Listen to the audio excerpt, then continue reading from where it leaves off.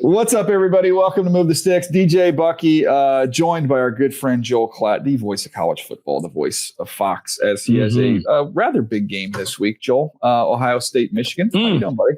I'm good, man. I picked a great week to come on the show, but I will say I do these teams so often. It's like the only two teams that I could roll out of bed and just do. You know, someone in the middle of June's like, "Hey, you got to call Michigan, Ohio State." I'd be like, "Okay, I'm good." Fine.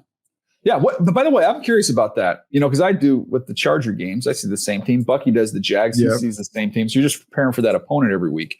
How do you approach it when you, from a broadcasting standpoint, when you've had these teams so many times? What do you look like?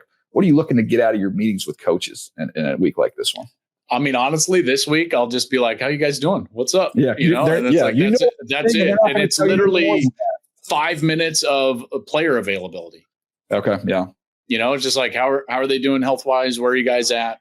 And then I'll ask a couple of schematic specific questions just about how they want to attack or do anything like that. But no, there's none of the, generally speaking, if you're doing a team for the first time, you're going to have 20, 25 minutes of like, all right, take me through like, who are the alphas on your team and what are they like in the locker room? And you try to get a feel for whatever's behind the scenes, but certainly don't have to do that with these teams because I've been around them so often. Yeah, and speaking about this, because this is a huge rivalry game. I love hearing you guys call about this. What is the thing that you look forward to the most when you call Michigan, Ohio State? The utter vitriol that I receive online from both fan bases. No, I'm kidding. Because you're a homer for each team. Oh, yeah. And yeah, I love Michigan. I love Ohio State for each fan base. So, no, but honestly, it is understanding that these games are where legacies are made, and we will always remember each of these games. And you can go back, years, 06 and Woodson in the late 90s. And you think of the iconic moments really in our sports history, and they originate from games like this. And in a lot of cases, this game specifically, the 21 game in the snow with Hutchinson and Ajabo getting after the quarterback. Like these are incredible games. And then to understand the enormity of what this rivalry means to each place, but also in the pantheon of college football, because this game always means something at the top end of our sport. That's where I think it differs dramatically from other rivalries, is that this one is born out of hatred, proximity, and meaning, which not every rivalry has all three. Yeah, and year after year after year after year, they're right there up at the top, with this being an incredibly meaningful game in the conference and in the national landscape. I was going through watching some of these top guys as I'm starting my draft stuff, and I'll tell you what, man, I have not seen a better player than Arvell Reese going through. That's a top. So I've got a. That is a top three pick easy, right there. Easy. I've got a. He is random one for you. By the way. Sorry to interrupt you. I just want to throw this out because this is going to be like a grenade. You ready? Mm-hmm. I think he could be a better version of Micah. Yeah, I knew you were going to say that. I already knew you were going to say. I could have written that down. Yeah, and I would have said Joel is going to say he's a better version. Well, of Micah well, you didn't, and I said it first. So there. So I was looking at him and I was thinking of that was the first comp that came to me, and I'm like, okay, Micah. Man, same conference. It hasn't been that long. Can play off the ball, can play on the ball, explosive, violent, all that stuff. He's better on the ball, though. Yeah. Than Micah is. Like he can be a run stopper. Yeah. Yes. Do you see that play against Penn State? It's like the second down, and he's just like, bam, and just throws the tackle to the ground. And I'm like, oh, okay.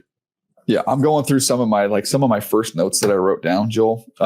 Violent, can jolt, separate, and close. He can roll his hips. He can play him in a 4-eye, even though he's standing up and he's fine in there. He doesn't get moved. He just attacks blocks, thuds off blocks. He can set the edge with one arm. He's just, everything he does is violent and physical. So when I was going through thinking of guys who played like that, Buck, you'll remember this one, is guys who had some of the on the ball, off the ball, but then played both fast. And they played with a different strength level and a violence level. Like to me, the Micah thing, I thought when I watched Reese, he was more of a violent football player than Micah was. I agree. And this is not a perfect comparison because he's a better version of this player. But you remember when Brian Cushing was at USC And he looked like he was faster and just more violent than everybody that was on the field with how he played the game. Yeah. I'm like, he's like Jalen Walker and Brian Cushing, like kind of like built together putting together like Play-Doh. Play. Yeah. Yeah. That's a good one. I didn't go back that far. I'm not old like you, so I didn't go all the way back to Cushing. I just did the two Penn State guys that we've seen. He's the best. Yeah. He's the best version of Abdul and Micah put together, because he's got the off the ball traits of Micah and he's got the on the ball traits of Abdul Carter, the get off the speed, and yet he plays gap integrity much more violently and sound than Abdul did on the line of scrimmage. So depending on need, which, the first pick is always a need-based pick. Yeah. We'll see who trades. Mm-hmm. I think he's going to be the first, I just call it position player, non-quarterback taken in the draft.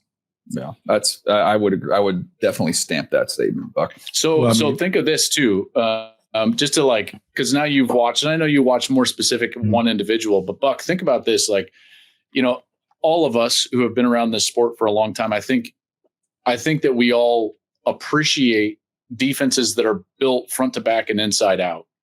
Mm-hmm. And you've got to be good right down the middle. I know that was a big Baltimore thing. Be good right down the middle, hard edges, those types of things. Ohio State has 4 first-round draft picks right down the middle of their defense. Yes. I can't remember in one draft. That's going to happen this spring.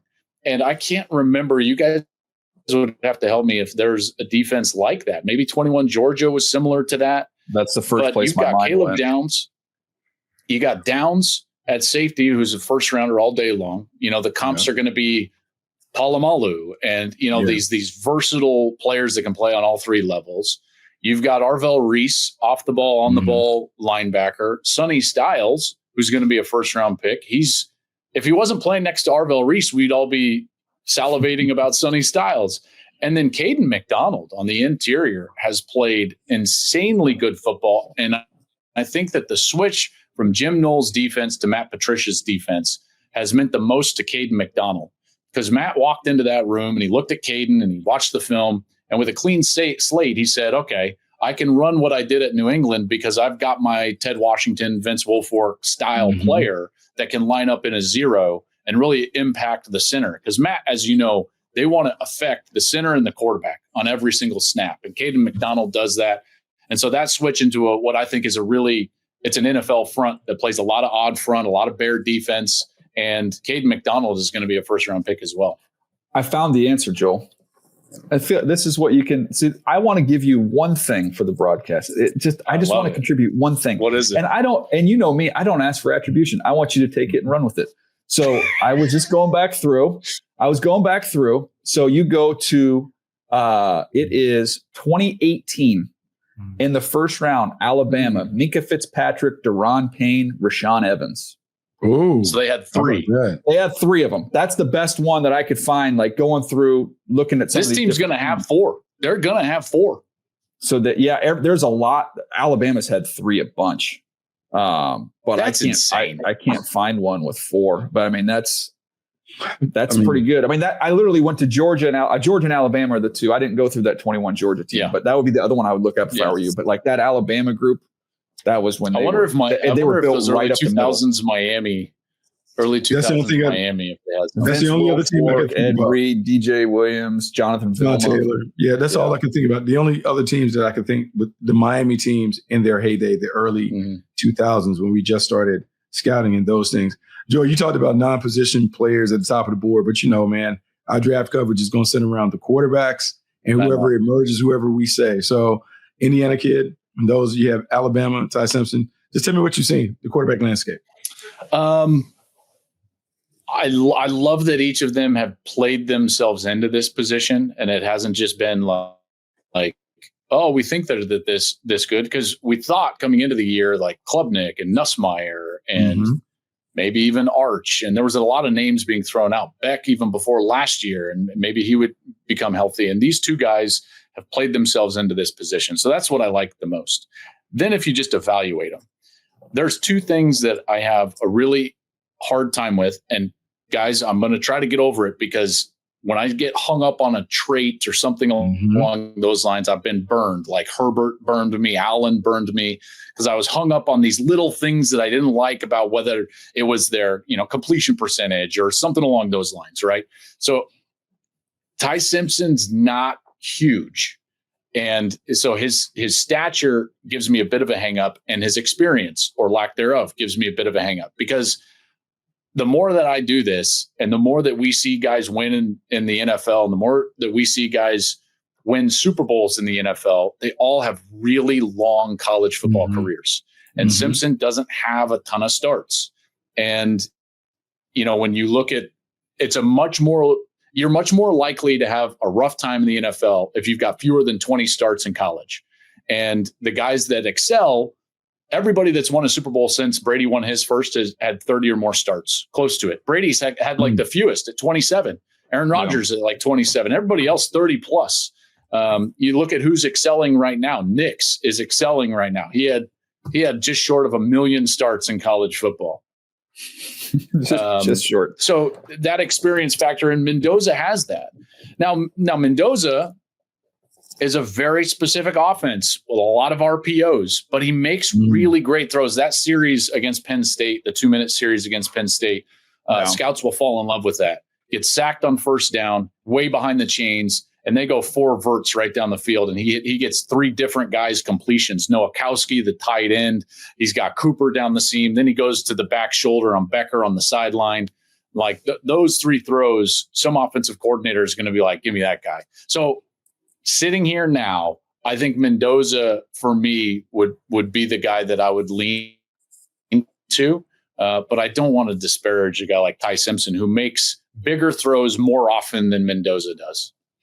I would also say, to your point about that number of starts, if you go back to the Aaron Rodgers, Tom Brady years, look, they didn't play as many games. You didn't have the playoff. You didn't have all these conference championship games. So these guys and now that doesn't include Rodgers' junior college starts. Yeah, exactly. So that's what I'm kind of getting at. Is 27 back then is almost probably more like mid to high 30s now, because that was as much experience as you could get. Now there's some little more runway to get some more games played in there.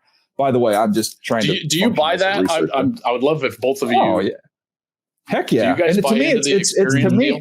yes. And to me, now that they can pay, now that colleges can pay, I think some of these kids are nuts to go inexperienced into the NFL. You're to me, you're stepping over $1 to pick up a quarter. Like, just you might not get that NFL money right now, but you're going to have a longer career. You're going to have a more successful career. You're going to make all your money on those second and third deals. And the colleges can pay you now. It's not like it's this or nothing. Like, you're going to make good, solid money in college, which is going to benefit you, going forward. I think it's a huge, huge part of it. And you're not going to be afforded the time. We're already seeing with JJ McCarthy with Minnesota. Yeah. It's like, oh gosh, they got to run him out of town. He started like 3 games. Crazy. That's what I'm saying. What are we doing? They're making these determinations on these guys faster and faster, because it's not as much of a financial commitment as it used to be in the old CBA.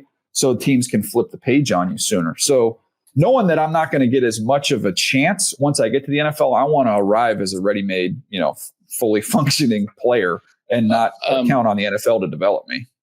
Buck, when you sit with Mendoza, he'll say one syllable and you'll be like, oh, this is Kirk Cousins. Oh, like he's got that like football nerd maturity about him. Like that's who he is. I've seen interviews with him. I've seen him talk. I've seen him just elaborate and be very exhaustive with his explanation on plays, which is what you want from your quarterback, because as he has to relay all the information to the team and those things, you want him to know it frontwards and backwards, all of that stuff. Give me somebody else that you're surprised by, like as you're looking at the college landscape. Another guy that we need to quarterback-wise. Quarterback-wise, you can go anywhere with it. That's a good one. Let me go to Indiana. Elijah Surratt, the wide receiver. Yeah, he's come on. Big frame, and I get Nakua vibes from Elijah Surratt, where. And forgive me for not knowing this off the top of my head. I don't think Nakua was a great tester. Am I right in that? No, he wasn't. No, I don't even know if I don't even remember if he ran because he was hurt. I think going through that process. So I don't know if Surratt would be a blazing tester, but man, like you turn on the film And this guy is a contested catch master. So he wins through contact. And as you know, at the NFL level, like you're not going to be afforded space. So you better be able to win in a contested area, in particular when you get late in the season and into the playoffs. And he does that. He's a master at the back shoulder. He's a really smart player. He's got great hands. So Elijah Surratt is a guy that I really like. Another one would be, man, I'm giving a lot of skill guy, Mekhi Lemon at USC. Yeah, he's got JSN vibes written all over him. He's kind of a JSN style player. Yeah. Those would be the two guys off the top of my head. Those are good ones. Mekhi Lemon, play strength. And we had talked about that, Joel, many, many years ago, going back, talking about play strength and guys who can be grounded to the catch and guys who can win in crowds, because you're not going to have, I don't care how athletic and explosive you are, you're just not going to be able to get that same separation at the professional level that you get in college. So you better be strong at the catch point. I want to. How about the year JSN has had? Oh, it's going to have 2,000 yards. Unbelievable. The guy throwing the ball throwing it pretty good too, though. I know some people don't want to hear that. Yeah, we'll see if he can play well when the pressure's on. Well, yeah, we'll see. I guess we'll get there. He's done pretty well so far. He's like the opposite of Bo Nix. Bo Nix has like struggled in normal downs, and then it's when he needs to be great in crucial situations, he's been great. And like that's the opposite of Darnold. Well, that's he got hit 50 times in that game against the Rams last year with no tackles, but that's neither here nor there. He had 16 good weeks. Let's go to the 2004 Miami Hurricanes. Sean Taylor at safety was a first-round pick. Jonathan Vilma was a first-round pick at linebacker. DJ Williams was a first-round pick at linebacker. And a guy by the name of Vince Wilfork was a first-round pick as a defensive. And that was all that was that year. Not just eventual first. It was that sprint. Specific draft. There you go.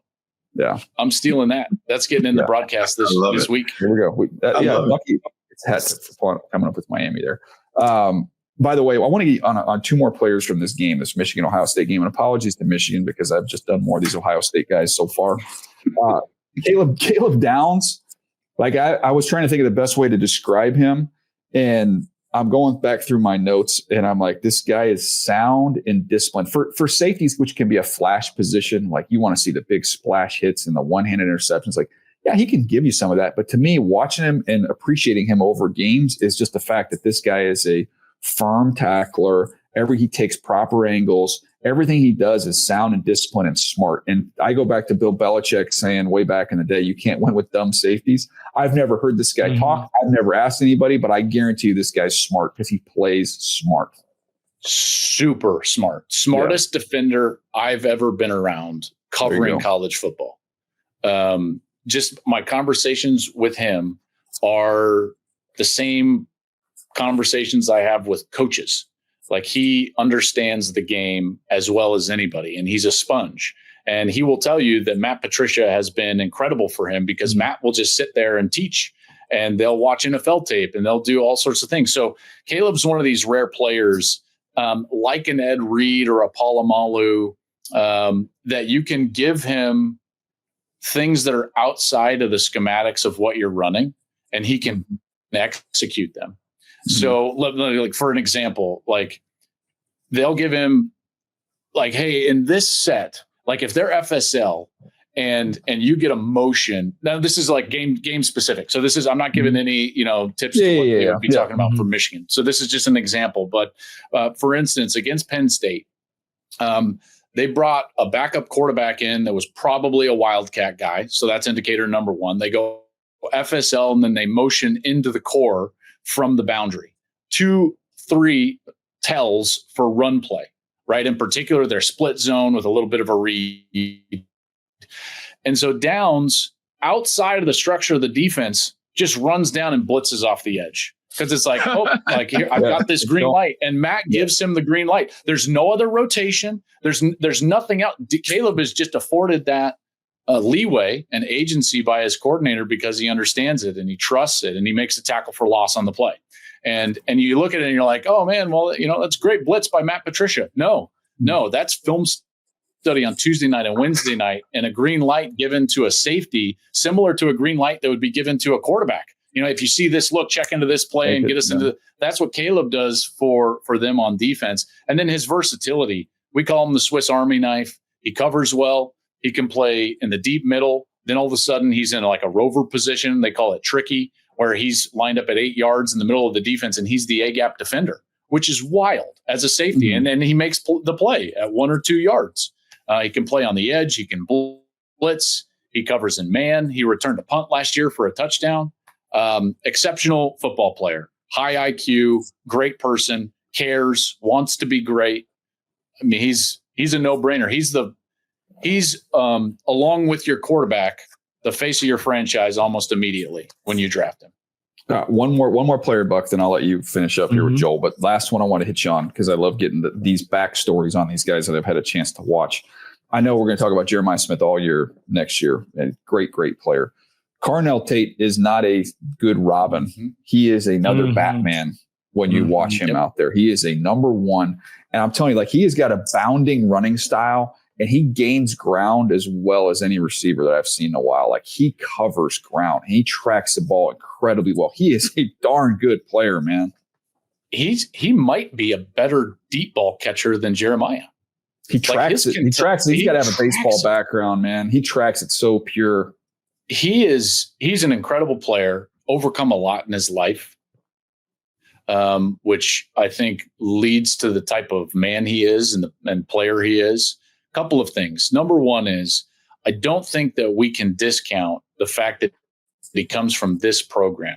Every receiver that leaves this program is ready for the NFL, period. Look at Emeka this year. Look at JSN. Look at Garrett Wilson. Look at Marvin. Like, every guy, Olave. Brian Hartline is the best wide receiver coach in America. And if you come out of his tree, you will have been coached really hard. You will understand how to play the position. You will understand defense. And Carnell is one of those guys. I think he's a first-round draft pick. And I would agree with you. You put him on any other team in America where the freak show is not on the other side, and he's the best player on the field. So I would agree with that. And then his story, guys, right when he got to Ohio State as a true freshman, right before his first fall camp, his mom was tragically gunned down in the south side of Chicago, and he lost his mom. And Ryan talks about, one, how devastating that moment is, obviously, but also the purpose that gave him, and the level of attack that he then put into his craft. After that, incredible story, an incredible human, and a really, really good player. Wow. All right. So since I have the last one, I've been reeling because my alma mater, North Carolina, has not been doing well with the Bill Belichick team. So it is what it is. I knew that, Buck. So, I knew we were going to get to North Carolina with you, man. No. Hey, Joel, did you know there's adult cheerleading leagues? Did you know this? But I'm actually not going to ask a Carolina question. I feel you're having to bear a lot of the heat because people have these expectations of Colorado now that Deion is there. Just give me your take on the state of Colorado's program, being an alum and knowing what it was before he got there and what it's been like since he got there. Yeah, I mean, listen, fans lose perspective really fast. And I understand that. But Colorado is in a far better position than what they were in before Deion got there. And here's what's happened this year is they missed on some recruits and didn't develop on the offensive line as well as they should have. That's their issue. They needed to make a change at offensive coordinator last year, didn't, and brought in what I think is a poor scheme into this year that didn't help the young players that they had. And then they partly missed one on scheme and on transfer quarterback with Caden Salters, which didn't necessarily pan out. They lose elite level players in Shedeur Sanders and Travis Hunter more specifically, and Jimmy Horn on the outside, which they were able to just throw the football around. And they won a lot of close games last year. Well, the margin in college football has never been closer. And in particular in the Big 12, this is a really balanced league. They got a little bit worse and have lost those close games. You can point to several games. They were right there for Georgia Tech at the end and lost that game. They were right there at TCU, lost the game, a poor turnover, and a couple of others.